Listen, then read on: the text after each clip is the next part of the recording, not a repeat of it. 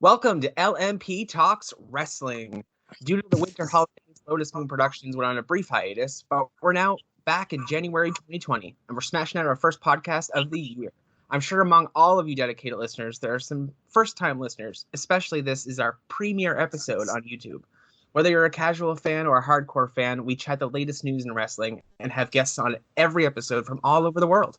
Whether it be WWE, NXT, AEW, New Japan, etc., whatever your wrestling fix is, we will be doing our best to cover it.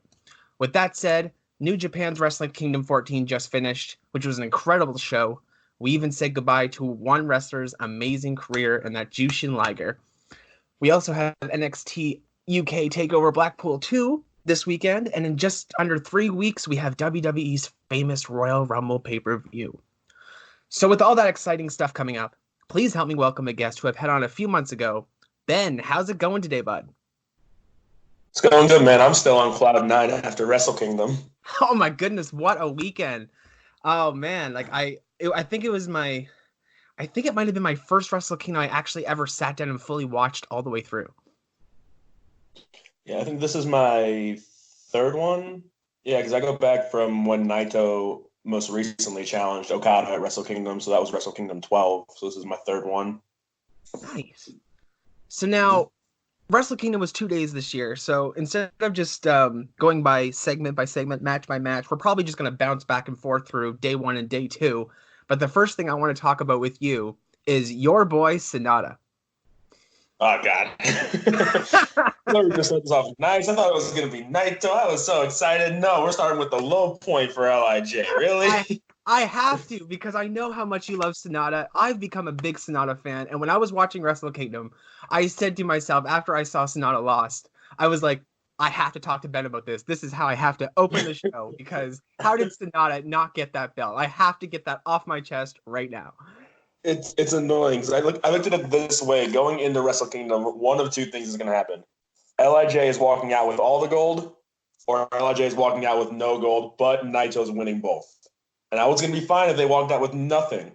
But every other member won a championship, except for maybe the best member of LIJ. And it's just, I get that it's the Rev Pro championship, and maybe Rev Pro wanted to keep it on Sabre, but that's the only logical thing I can think of at this point. Yeah, I just felt like I don't watch New Japan as much as you do, as you know, but I've really become a massive fan of Sonata, especially over the G1 and everything. And I just really wanted to see the guy get a belt, and I was like, I felt gutted, even though I don't watch it as much. Like, I was like, I could have sworn he was going to win.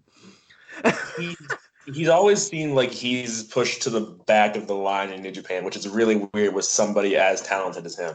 Yeah, and like part of me feels like when they brought in Shingo for LIJ, somebody wasn't going to be too long for the stable. There was rumors that it might be Evil going on a singles run. There was rumors, Hiromu might have to retire due to the injury.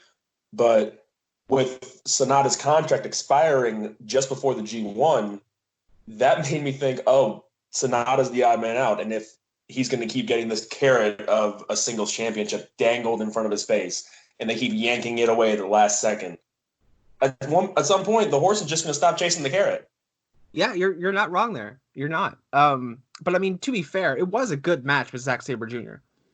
Oh, it absolutely was. Those are two of the best technical guys in the world right now.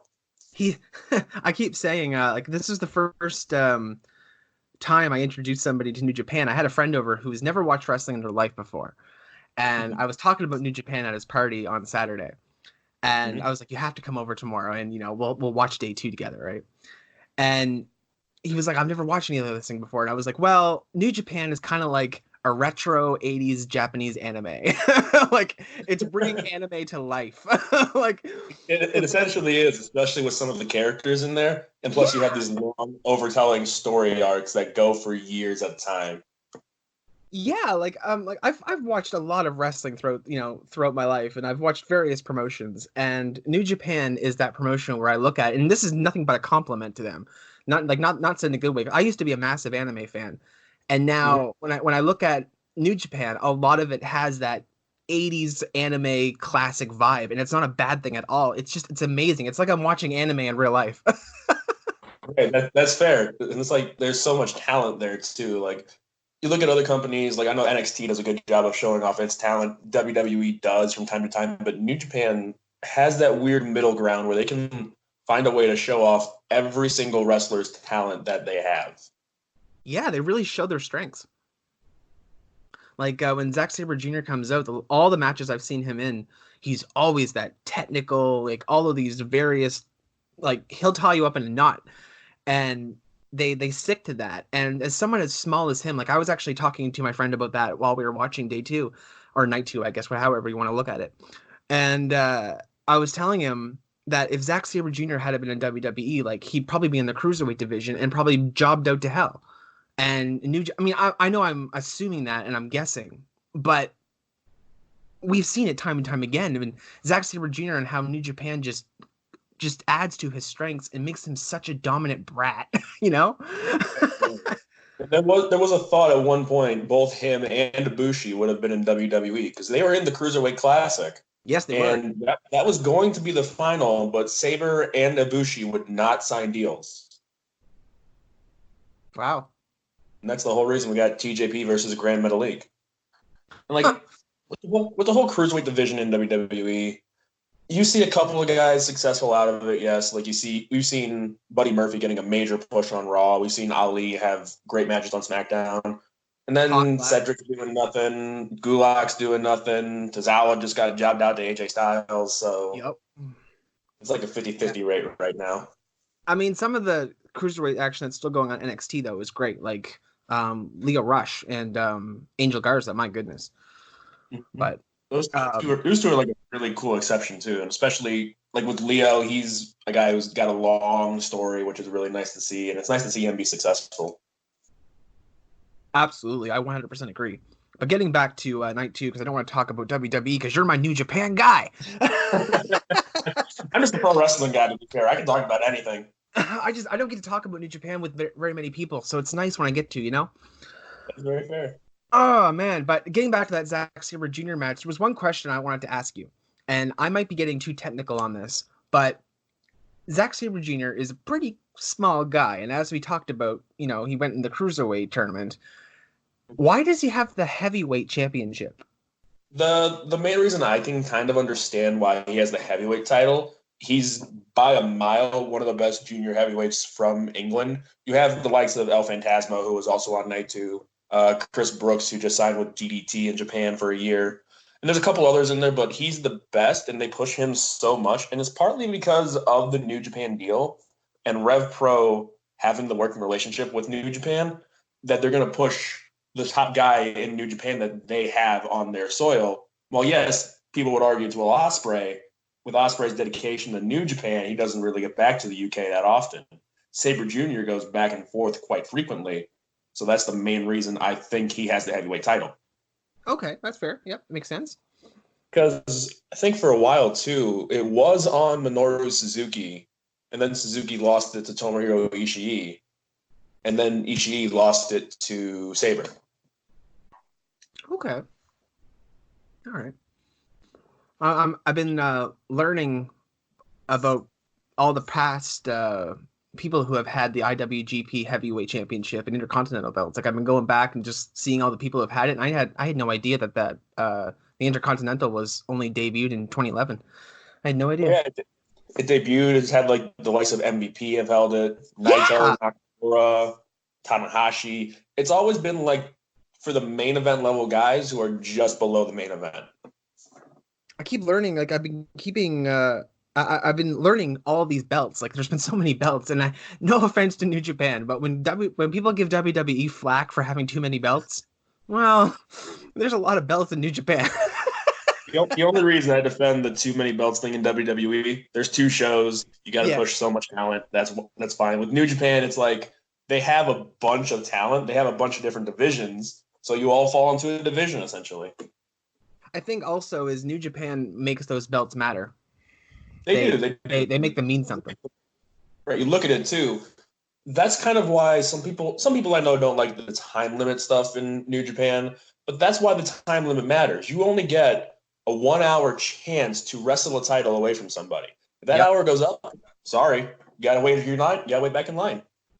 I like that. I really love that concept, actually. The time concept that was new to me when I first started watching New Japan in the last couple of years, and then AEW adapted it too, which I quite like. I like how WWE doesn't have it, and I like how AEW and New Japan are very different in that concept. Yeah, and like the one thing I don't like about AEW's time limit rule right now is it seems really flexible. It's like, oh, there's 12 minutes left in the show. Here's a 12-minute time limit match. I want like a set time limit. Singles matches get 20 minutes, tag team 15, women maybe 15 or 10, depending. Yeah. It's like a set rule like that. Like in New Japan, most matches have a 30-minute time limit, while you look at the championship matches, they get 60. Yeah. So if there's like a set rule in place, then I feel like it would make a little more sense in AEW. I don't hate it. And that's the thing too. I give a lot of flack to AEW all the time, but I'm like, I don't want to see it fail. I want to see it do well, and it's doing well, and I'm happy about that. Yeah, they're doing great over there. Okay. Now, I know we want to talk about Naito and Okada and that crazy ending, but I know it's on everybody's tongue. Everybody wants to talk about it. But before we get to that, I need to ask you one thing. Mm-hmm. Besides the Intercontinental title and the heavyweight title situation, what was your match of both nights? Or did you have a match from both nights? Or like, did you have two matches from both nights? Or did you have one match that just was the best match all weekend? If you look at both nights, the second night is a lot harder to pick like a match of the night because there was, I think, maybe like two multi-man matches, and then there was a lot of championship matches.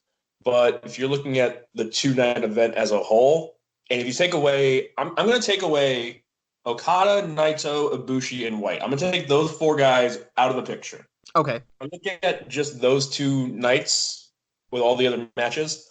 How do you not say it's Will Ospreay versus Hiromu Takahashi? My man, right now. That's what I was thinking. I didn't get to watch the match on Saturday first because I had work at 6 a.m. And I'm like, if I'm going to watch wrestling, I want to sit there and watch the whole thing, not be halfway through and have to avoid the internet all day. But you go back and watch it. The only thing I saw before watching the match, it was the gif of Ospreay going for the Sasuke special, which was his handspring over the top rope. Hiromu sidesteps, does the release German. Ospreay flips through. Ospreay runs at him, Hiromu belly to belly. Ospreay goes back in the ring and hits the Sasuke special. Just seeing that gif itself, that means, and I saw that, I knew that was going to be the match of the night. Absolutely. That sequence was incredible. I was watching that and I was like, oh my God, what the hell? Like every time I watch a Will Ospreay match, I am blown away. I love the guy. He's pretty much one, if not my favorite guy from New Japan. There's a very fine reason why he was my wrestler of the year last year. And he's already the front runner for this year. And I'm like, we're what, 7 days into this new year? And he's already the front runner for wrestler of the year again? I don't know what it is about the guy. He just gets it, you know? Like, he puts on a show. Like, now this is my first time ever seeing Hiromu Takahashi as well, because I know he was out for a while, which Will Ospreay gave him the injury, right? No, that was actually Dragon Lee, who fans who don't watch New Japan a lot might know him better now from his name on the second night, Ryu Lee. Which is still Dragon in Japanese. But he's Mexican, so it's different. Well. I have no idea. It might be, I don't know if it's pronounced Ryu or Ryu yet, but it's Ryu. I still get confused on Neville's name now.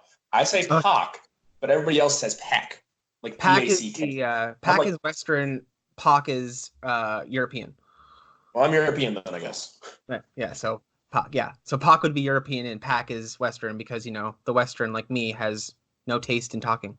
To be fair, whenever I talk about like some of the Mexican guys, I'm always like Andrade, Angel, Rush. I always try and say them correctly. If I mess it up, I go and watch and listen. Like when I was first talking about the Best in Super Juniors last year and they had Doki come in, I thought it was Douki because it looked like the U. I'm like, okay, I should pronounce that. Right. But then I see his first match. I'm like, no, it's Doki. You don't pronounce the U. I'm like, okay, I'm just going to say that from now on. I actually got confused with all the flack that Dragon Lee had because people like, I know it's Ryu Lee, it's Dragon Lee, but I was like, well, he's a Japanese wrestler and his name is Ryu, which means dragon in Japanese. So when he goes back to New Japan, they're probably going to take the English out of it and give him the real Japanese name for dragon. So it wasn't a big surprise to me. That's why I didn't comment on it. It was like, oh, well, he's just using the Japanese name for dragon now. That's very fair. But it was interesting too because Dragon Lee broke Hiromu's neck at the G1 special in San Francisco, I believe, which was now 2 G1s ago. So Hiromu's been on the shelf for 2 years almost. His first night back, he puts on almost a 30-minute classic with Ospreay to win the junior heavyweight title back that he never lost. And then the second night, he teams with the guy who broke his neck, who's also, by proxy now, a stablemate of his. Yeah. Yeah, that's really interesting how that all panned out with him. I actually became a fan of him too. His entrance is crazy, isn't it? The time bomb, the little stuffed animals on there. That's adorable. If you thought it was crazy before, in his run in the Best of the Super Juniors, the year he won it, which was 2018, he came out with a big book that had every single wrestler's picture and how to beat them in Japanese. That's amazing. This guy is so creative and so out there. And I think that's what makes everybody like him. You just gravitate towards the guy. I certainly did. That's for sure. I did. I saw him come out and I was like, who is this guy? And then I was like, oh my God, this is amazing. And then Will Ospreay in there too. So it was great. Yeah, that's just Ospreay being Ospreay. Yeah. I don't know what it is about the guy either. Like I really, just like Hiromu, I gravitated right towards Will Ospreay the very first time I saw him. I was like, this guy is absolutely incredible. I could not keep my eyes off him. He's just, I mean, well, how can you? He does a million things an hour. Like, exactly. The way I look at it, a lot of people say, like, you know, wrestlers have this X factor about them. Some guys have it, some guys don't.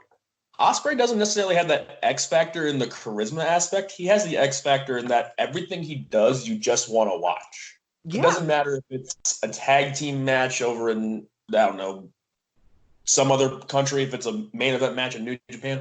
You just want to sit down and watch and be amazed. Yep, and I am every single time. Now, before we do get into that last match, I do want to say that I know you and I both had the exact same match of the weekend, which is hilarious, but with good reason. But I walked away from Wrestle Kingdom with a few new people that I liked, and I can't wait to see again, which is great because every time I go back to New Japan, I try to find somebody else that I like. Like over the G1, I became a massive fan of Lance Archer. I think I told you about that. Like I absolutely love him. I love watching the guy. I love he gets all angry, knocks everybody out around the ring. He's just a classic. I love it. But this time around, I became a fan of Hiromu Takahashi. Can't wait to see that guy again. And surprisingly enough, on my behalf, I became a fan of Roppongi 3K. Those guys are both going to be something special. They certainly are. When I saw the entrance, I was like, okay, who are these guys? And then it started happening, and I was like, okay, all right. I like this. I actually thought the Bullet Club was going to win because I had no idea who Roppongi 3K was. Mm-hmm. And the moment they came out and everything, they just made this entrance, and then watching them in the ring, I've never watched any of the junior heavyweight stuff at all. So these guys were fresh to me. Right. And I walked away. Now I can't wait to see them again. Like I've gone online, I've showed my friends. I'm like, oh, you got to check these guys out. You got to check these guys out. Like they're in my vocabulary now. So I can't wait to go back and watch more. Right. And like I look at it too with Roppongi 3K. You look at both Sho and Yo. Both are very different. Sho is like that big junior heavyweight. He's almost a smaller version of Shingo Takagi in a way. Yeah. Whereas look at Yo, he's a lot smaller, a lot lighter, but also he gives people. I've seen people say this. He's getting early vibes of a young Tetsuya Naito. And I'm not saying that just to bring the conversation back to Naito. If you go back and watch like some of his stuff, Yo's stuff from the Best of the Super Juniors, you can see it. They both have like this weird little thing where they just get wrestling. It's not like they're being charismatic. They're not flying all over the place. They just understand wrestling, which is really nice to see and a real nice change of pace for the junior heavyweight division. Because a lot of those guys, they just think, oh, I got to do triple tope con hilos, 17 tope suicidas in a match just to get a crowd reaction. No.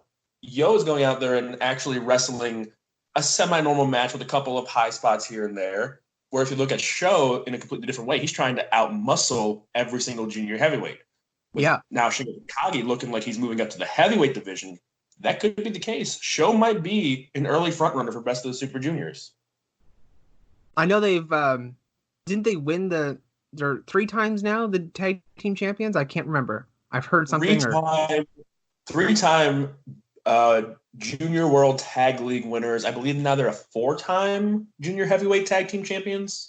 That's what I heard. The 3-time, the tournament. That's what it was.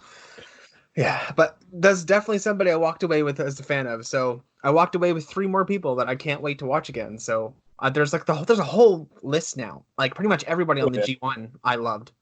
So every time I go and watch New Japan, like usually I watch the big shows. I'll catch the smaller shows when I get a chance, like New Beginnings. If we are seeing some matches that we might be seeing, I'll probably check that out at some point.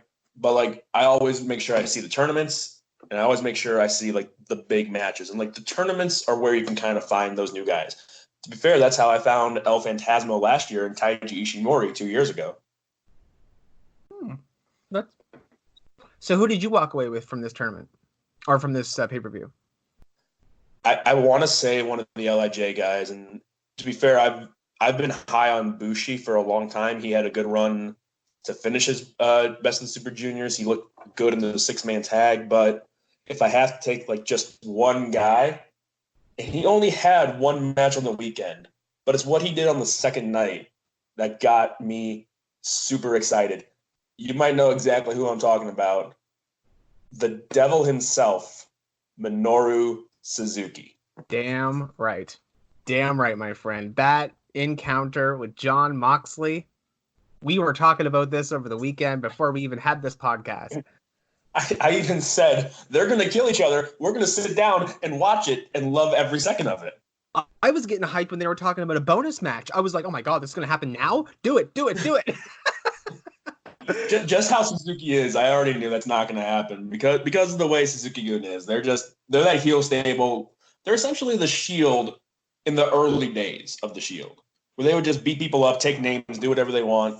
But now, like with Minoru Suzuki getting up there in age, I think I said he's 51, if I remember correctly. Yeah, he's going to be at some point, not soon, because we still see guys like Tenkozy, who was on the pre-show of night 1, along with Nagata and Namabuki, I think his name is. They're like in their late 50s, early 60s for some of them, and they still wrestle from time to time. But like at some point, relatively soon, I'm not saying within this next year, but at some point, Suzuki's going to step away, and people are already saying Sabergoon has a really good sound to it. It does have a good name to it. With Suzuki, it's like the man's 51. He will still chop anybody and everybody's chest to the sun, and he's just got such an aggressive style, which is why he's still able to go at such a high level. Yeah, over the G1, he was one of the people that I became a massive fan of, was Minoru Suzuki, because he went in the ring and he just took it. Like, nothing knocked him down. He was just like the bumps, the stuff that he'd take, and he'd be like, hit me again. Like, I don't know what was about him. I was like, who is this guy? Who is this fighter? I couldn't help. It doesn't matter how much of a heel he was. I couldn't help but get behind the guy. Exactly. And like, the thing is with Suzuki, I was so pissed he wasn't in the G1, and they gave, of all people, Lance Archer a spot. Yeah. Archer went out and did his thing, and I wasn't mad anymore. But like with Suzuki too, I wouldn't be mad if he wins the IWGP US title from Moxley. But the one I really want him to get, it's not going to be within this next year. I know that for a fact. I want him to get one IWGP heavyweight title run before he actually does think, okay, maybe I should start to pull back. I'm wondering what that means, though. Like, I just keep wondering what this whole US match or this whole US belt situation with Jon Moxley means with AEW, because I know we have him kind of going towards Chris Jericho over in AEW, but now with Hiroshi losing against Chris Jericho and closing that forbidden door, as they say, it said it's closed, but it doesn't have to be. Right. What I want to see, though, if they do have a working relationship with AEW, not every single week, oh, look, here's Tanahashi, here's Okada, here's Naito of all people. No, like maybe once in a while you sprinkle in, oh, there's Okada for a special match at the pay-per-view. Oh, look, over there, Ospreay is showing up and beating the crap out of Hangman Page. and like allow some of the AEW guys, maybe a Sammy Gravina or a Jimmy Havoc, allow them to be in like the tournaments over in New Japan. Both of those guys could do well in the Best of the Super Juniors. Well, I'll tell you right now, and I'm going to be vulgar. If Hiroshi Tanahashi had showed up in AEW, I would have shit. Because I was super excited, but I wanted Jericho to lose so badly just to see that. Like, anything could happen. I don't care if it was by DQ or something. I just wanted to see the ace in AEW. That is fair. And like you look at what Tanahashi's been going through recently, though. It's kind of fitting that he did lose, to be fair. And I mentioned this in our like little conversation before we started. The two storylines I mentioned that were weird happening side by side. If you look at what's happened at New Year's Dash, looks like those two storylines are going to be intertwined. Yes, they will, which is really interesting. The fall of the Ace and the crash of the Golden Star, next IWGP Heavyweight Tag Team Champions. Yeah, I actually kind of like that. The end of the Gold Dash there with them getting together. I was like, okay. I see where this is going. I kind of like this. And I can't wait to watch their February pay-per-view. What is the New Beginning in Osaka? Yeah, there's going to be multiple New Beginnings, actually pay-per-view shows. Well, speaking of Kota Ibushi, let's dive into that because I'm sure everybody wants to talk about it and hear about it. Well, we'll start off on day one, Okada versus Ibushi, single match for the IWGP Heavyweight Championship, and Kota Ibushi lost. I said this to you. If it was a one-day event, Ibushi walks away with the title. Yep. It's a two-day event. I knew he was losing. I heard that from many, many people, not just you, but you're all right. Everybody said they can't see Okada not showcasing Wrestle Kingdom. It would just be weird. That's what I heard from many, many people. Right. One of two things was going to happen. If Jay White had retained, Ibushi would have won, and Ibushi would be the double champion. If Naito won, Okada was going to retain. So it all depended on that first half of the main event section of night one. It was a good match though. Like I was really impressed by that. The only thing I was downside was the end of the G1. We had Jay White versus Ibushi, and it does kind of make sense that Jay White got that win back because Kota Ibushi beat him in the G1. But it was a match that I guess I didn't want to see again. But that's probably me being biased, only because I had just seen that match in the last New Japan event I kind of watched was the G1. So going back into G1, going back into New Japan, I saw that same match kind of again, but it wasn't as good. It was a great match, 25 minutes almost. It's like both guys are coming off of like half-hour-long marathons in the first night that they're like, oh yeah, go out and do it again.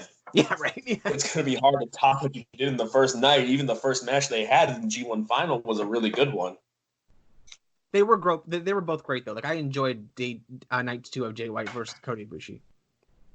Oh yeah, and to be fair, like at the beginning of like the whole Wrestle Kingdom bill, once the calendar said January, everybody was like making jokes like, if Jay White walks away with both titles, and it was like a video of this like really jacked dude like throwing open a convenience store, it was so hilarious. It's like people were going to be so pissed if Jay White had walked away with both titles.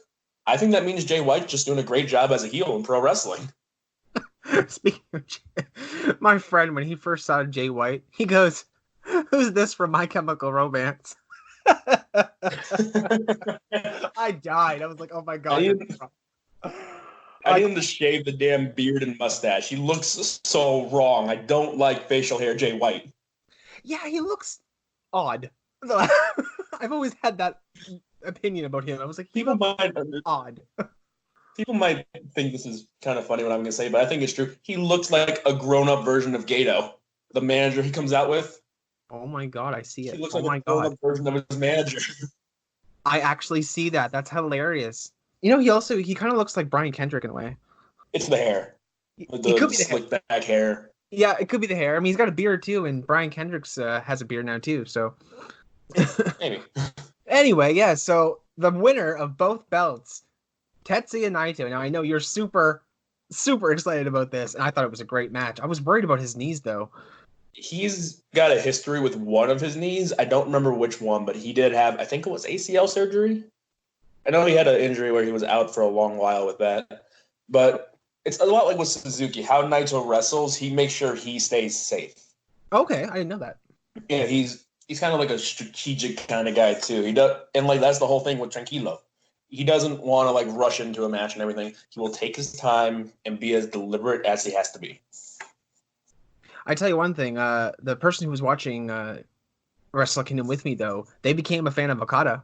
They actually liked Okada way more than Naito, which is interesting. I was like, who do you like? Like, every time he'd watch a match, I was like, who do you like? Who do you like? And of course, immediately he knew the name of Chris Jericho, which is brilliant. Yep. So he was like, oh my, I haven't seen Chris Jericho in years. I was like, yeah, that's him now. They're going to 49, I think he is. 49 years old and still smashing out stuff. Yep. But that double gold dash match, though, I've never seen something quite like it. I was actually quite surprised because it was the first time a 2-belt champion was crowned, right? Or the Intercontinental and Heavyweight champion.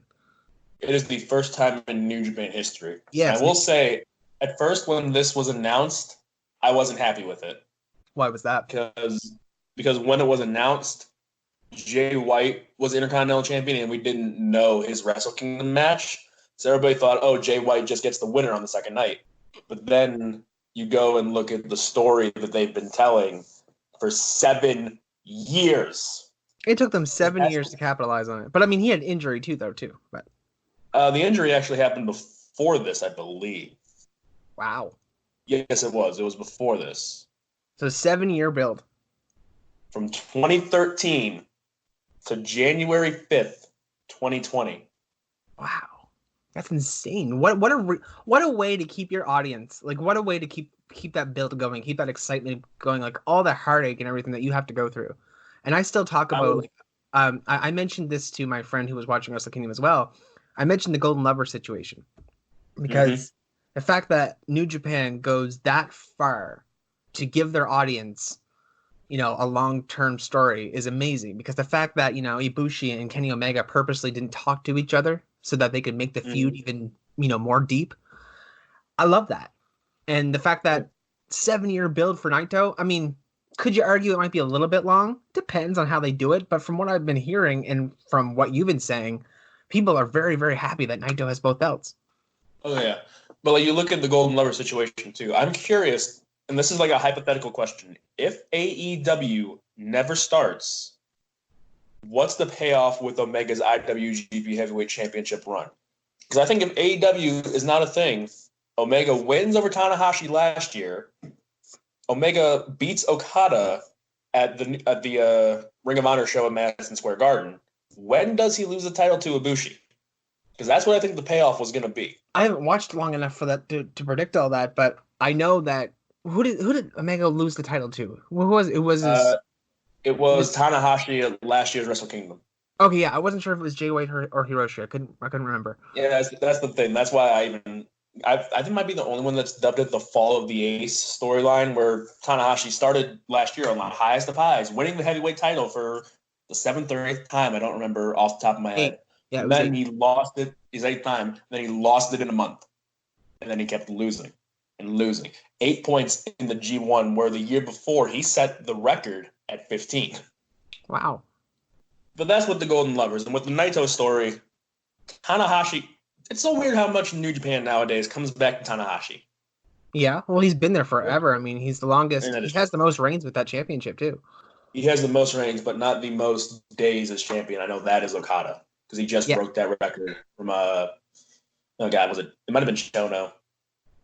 I was looking at this earlier, and I'll double check again, because I was very curious about this earlier. I was like, this IWGP, I didn't even know what the IWGP meant. Now I know. I looked it up because I was like, what does the IWGP mean? But I know now. Who's the very number one? I'm looking now on the interwebs. It is 1,790 days Okada, and Hiroshi is 1,396. So are they 1 and 2? Yeah, 1 and 2. Okada is 1 with 17 or almost 1,800, and Hiroshi is number 2 with almost 1,400. Oh, that's what it was. He had the longest single reign in history of that title when he won it for the 4th time. And Okada's had 30 combined defenses, and Hiroshi's had 28. Those two are so intertwined, but Tanahashi being intertwined with Naito's story, that's the whole start of it. Because This whole thing started after Naito beat Tanahashi to win his first G1 in 2013. This was before all the Los Ingobernables stuff, too. I'm glad that you can say that because I can't. What part? Ingobernables? Just the whole thing, all at once. Learning how to speak with Ben. To me, it's just easy. I'm just like, Los Ingobernables de Japón. I watch wrestling so much and so often. Like, things like this just stick to me. I was telling one of my coworkers the other day, 3 things are stuck in my brain forever: sports, wrestling, and video games. Everything else, in one ear, out the other. It sounds like me in my teenage years. Me, and I'm 22.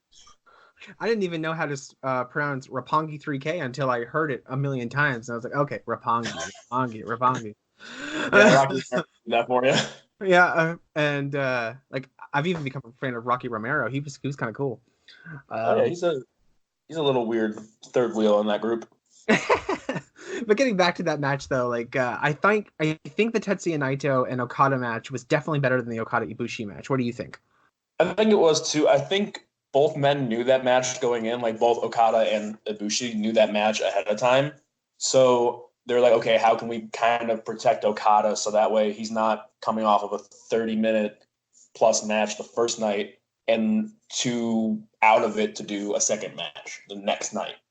So with that in mind, they didn't want to go too crazy in Ibushi Okada. I think, like I said, if it's a one-night event, Ibushi Okada goes 40 to 45 minutes, I think. Those two could go all night if they wanted to.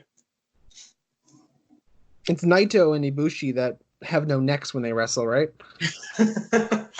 Oh, my God. Those two, I was so glad Ibushi did not win because I want both of them to wrestle forever. If they wrestle again, somebody's going to break a neck. And I don't want that. I really don't. No, I don't think anybody wants that. But one thing about Ibushi that he has now is, or I guess he probably has it for a bit, but I love when he has that side that takes over him in the middle of a match where nothing phases him. That dark side kind of thing where it's just I love it. It's just like, it's almost like he's hulking up in a sense where nothing phases him and he's kind of like building it up and everything.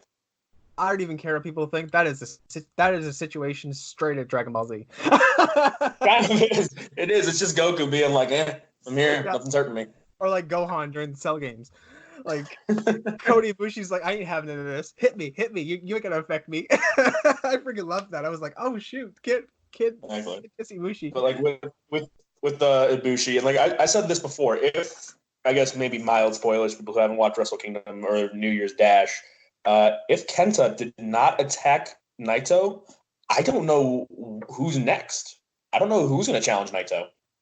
Let's talk about that because that's the last thing I want to talk about before we end this podcast. We have about 10 minutes left or so, and we ended Wrestle Kingdom with Kenta sitting on top of Naito with both belts. What an iconic picture to leave Wrestle Kingdom with, eh? Exactly. And that's kind of what some people were divided on at first, but like I sat back and thought about it.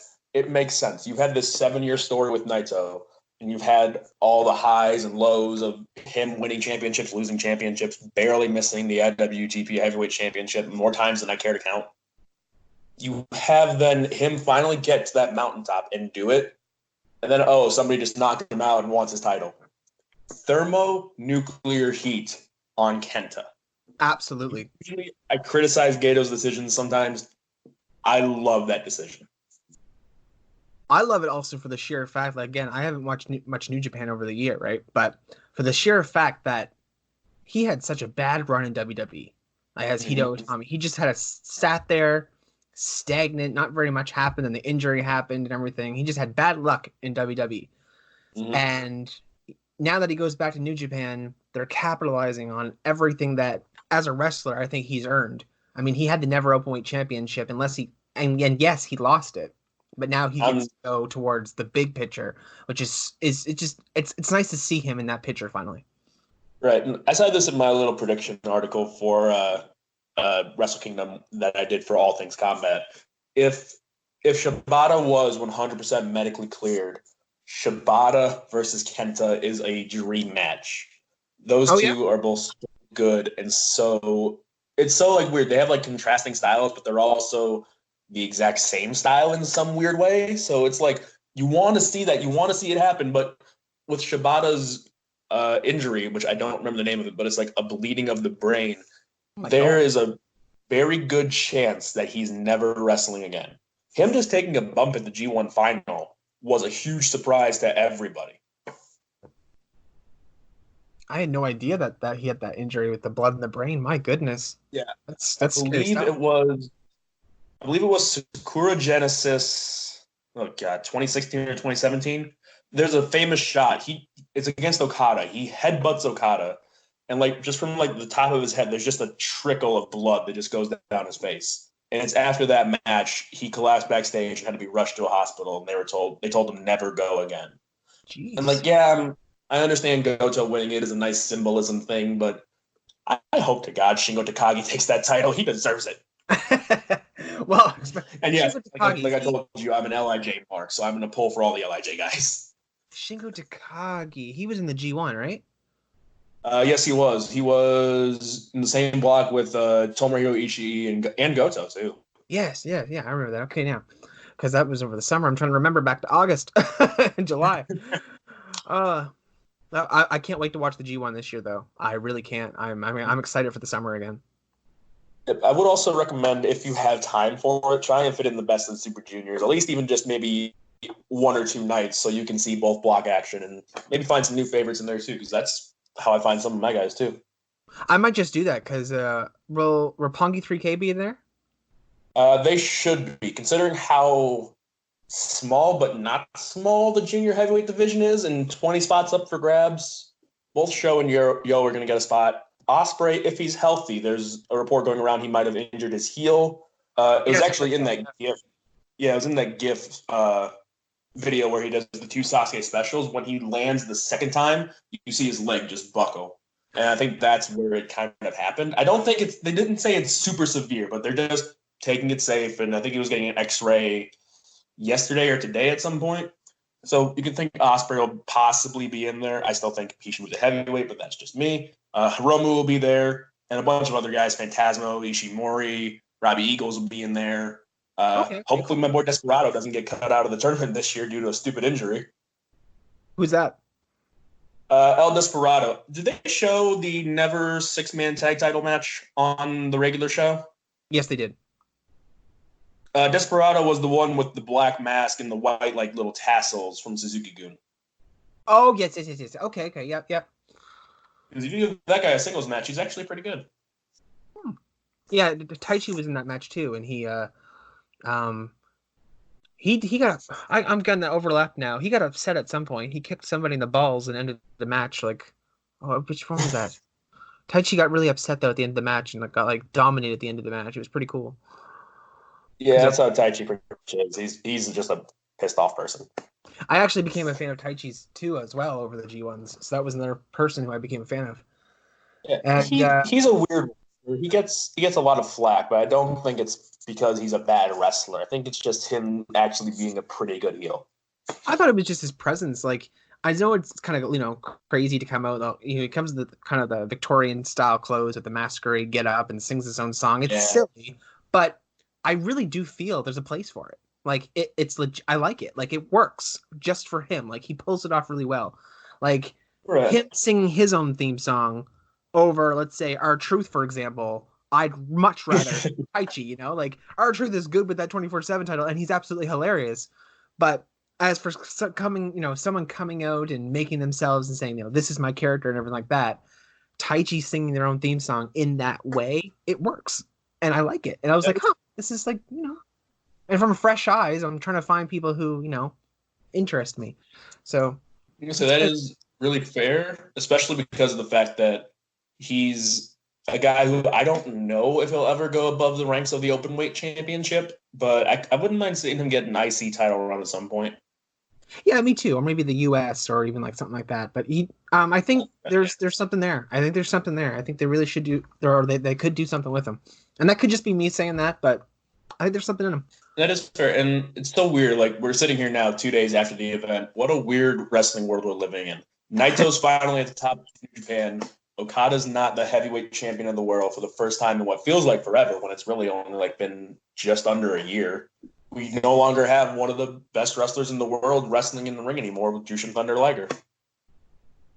Yes, and before we end the podcast and before we wrap things up, let's definitely take a moment to shout out Jushin Thunder Liger. Like, I've only seen him a little bit throughout his career, but the first thing I want to say was I was very surprised that he didn't win any of his retirement matches. That kind of shocked me, but I thought he would have gotten one on the first night. The 10-man tag, I thought he would have gotten that. Like, at least one, but he was pinned in that massive match, which was even more crazy. But the guy had an amazing career, and apparently, according to reports, he's now he's now ended his career with absolutely no regrets. So I just want to give a little light clap, just because I don't want to hurt people's ears who are listening to this. But Jushin Thunder Liger, man, thank you for all your years of wrestling, man, because you put so much love. Yeah, you put so much love in the hearts of so many people, and that crowd. Then the send off that they did on the New Year's Dash there before all the matches started, that was really nice too. Look at his career with the no regrets. He's had all those rivalries, all those matches, all those championship wins, and he went out the way you're supposed to in pro wrestling, on your back, putting over a younger guy. Yeah, that is true. Yeah, that is true. Given how a lot of WWE retirements have gone on recently, Ric Flair, Shawn Michaels, possibly Edge, depending on what happens at the Royal Rumble. Yeah. Liger going out and saying he has no regrets and he's officially done. I'm very happy with it. Yep, I was pretty good with that send off. Despite the losses, it was really nice. It was just really nice seeing him, and you could tell the energy from the crowd. They absolutely loved seeing him. That is true. It's such a weird time now, though, where one of the guys who you can turn on New Japan and see him for 30 plus years is officially done. Yeah, well, we're going to have that soon with The Undertaker, man. It's going to happen. He's going to wrestle until 85, I think. Come down to Walker. Back for one more match. One match at every Mania, except for last year. I guarantee he's going to come down to Walker at some point. Please, Mark Calloway, don't kill me. Might do that. And I keep saying this, too. Whenever he goes in the Hall of Fame, Taker's going to headline the class. It's not going to be this year.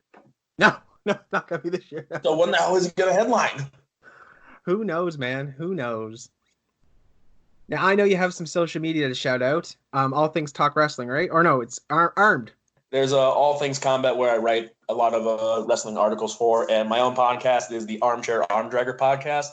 I'm going to have an episode this week where I go through every single match of New Japan's Wrestle Kingdom, give my thoughts on it, like what I thought was good, what was bad, what could have changed, what I would have done differently possibly. But also, I'm not going to say the name of it, but there's an article I'm working on for All Things Combat that involves somebody we talked about in this podcast. There you go. There's a cliffhanger for you. And apologies for that, man. I know I have been introduced to so many great podcasts over the last 6 months of starting this podcast. I've heard yours. I've heard so many others, and I get them so confused. So I'm sorry if I messed up the name there. But I'm glad you definitely shouted that out. And to be fair, it's nothing original. I stole it from Edge and Christian. Oh, well, in WWE, it's all overlapping. Everything comes from somewhere.